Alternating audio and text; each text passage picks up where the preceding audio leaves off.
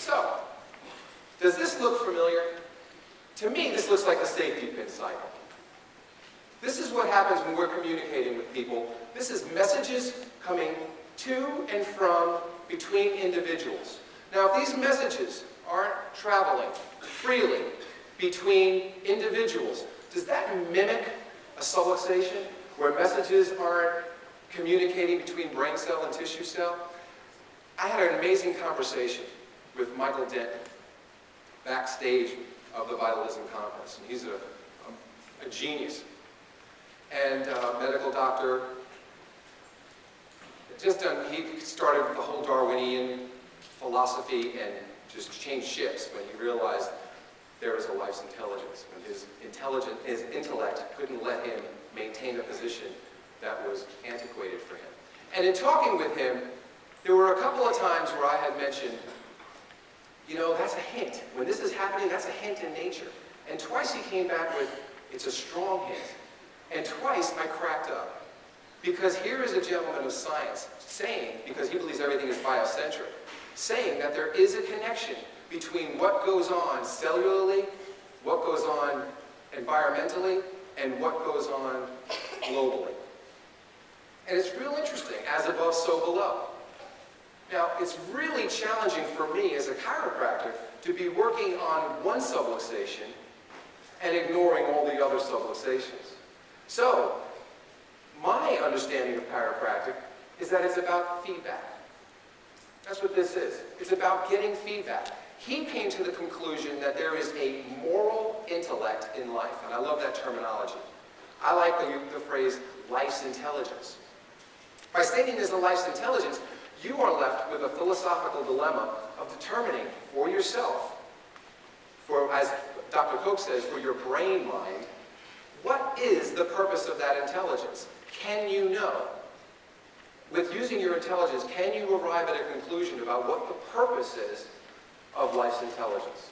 We can look back and do a retrospective study and see where we've come from and where we are. We can go, wow, that's amazing. And then you can look at yourself and look at your own growth and step back and go, wow, that was amazing, right? But how did this happen? And I like the idea that there is a life's intelligence promoting and guiding us. So, from my definition, I think the more and the closer that we listen, as we get more tuned to listening to the subtleties in life, we learn that life's intelligence is guiding and directing us moment by moment. Now, when we're sharing the philosophy of chiropractic, we can step on our soapbox. We can be as arrogant or self-righteous or as standoffish as we would like to be. That is an option for us. Okay? We can do that. But I propose that we try something else. And I call it Chiro up. I think we need to Chiro up. Now, some people might say show up. Right? Some people be present. Right? I like step up. Some people will say shut up or put up. I think if we Chiro up, we would actually step off our soapbox. And I believe that soapboxes have a purpose. And I believe the purpose of a soapbox is for stepping off, not for stepping on. Think about that. And I made this diagram for a reason, because I wanted to show you that in order to step off a soapbox, you'd have to step up. Ooh. This is the extent of my animation, so. But then we have common ground. And now we can move forward. But this is something that we need to start doing as far as chiropractic is chiroing up.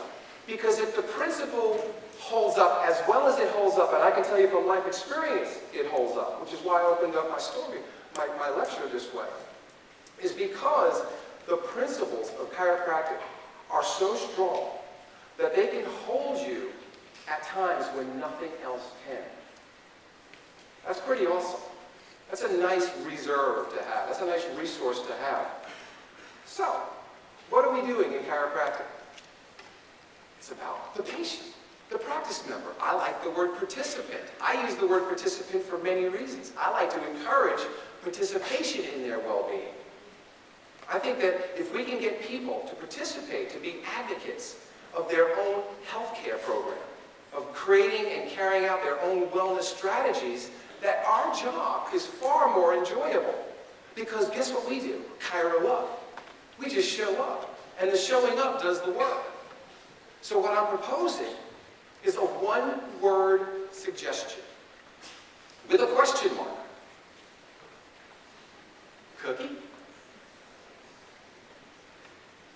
What we're serving, what we're offering, is so amazing that how we present it is either reflective of how amazing it is that we are offering, or we're not holding it to the highest level that we can. We are not advancing the reach of chiropractic integrity. When you offer anything, even this lecture for instance, and you say, cookie, what happens? They can choose to accept the cookie, right? Or they can say, no thank you. When you are so sincere in offering the cookie, and they say, no thank you, do you get in an uproar and go, my gosh, they're wonderful. There's hardly any sugar. They're fresh baked. Well, come on, have a cookie. They're great. No. You accept it. You accept their ability to say no thank you. Why? Because that's the best you can do. You offer the cookie. You just say, cookie? And you can explain chiropractic, and you can explain the importance of getting on a maintenance program, which I believe is really the future of chiropractic.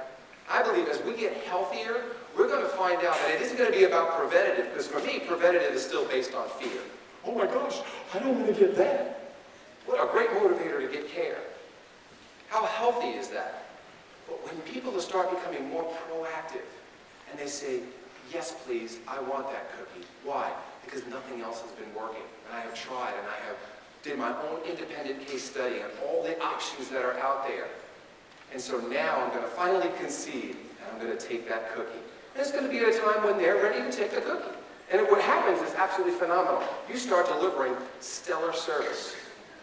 Here's the Ritz-Carlton. The Ritz-Carlton is always known up there with Disney, even Starbucks, as giving great customer service. And that's what it's about for us, is delivering the great customer care experience. Because that's what chiropractic is. Chiropractic, I can tell you for me, you want to hear a quick story? Because this is absolutely amazing. I had a mitral valve prolapse, or at least that was the diagnosis. And I felt like I was having heart attack after heart attack. Nothing was working. I've been on a lot of pills, Holter monitor, a lot of different testings. Nothing worked. In 1984, I went to a chiropractor. I got 2 adjustments, and I've been healed ever since. No symptoms. Enough to the point that I heard the power that made the body heals the body. And I thought, wow, that is so cool. Finally, something that made sense. And my experience, get this, matched the awareness. When something clicks in your gut, I love it called the enteric brain, right?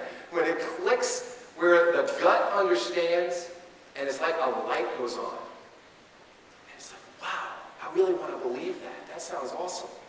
And then your experience matches or far exceeds that, to the point where I'm starting to think now, I bet you I never had a mitral valve prolapse. I honestly think I was chiropractic deficient. I honestly believe that. I believe that to this day. But I'm going to ask you, what do you think chiropractic integrity? For me, what it is the body has an unconditional neurological integrity. That is important for me to know that. As I know that, I get to relax as a chiropractor.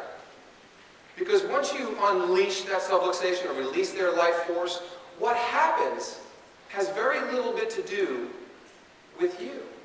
And it has everything to do with them. Now, they're participants in their well-being.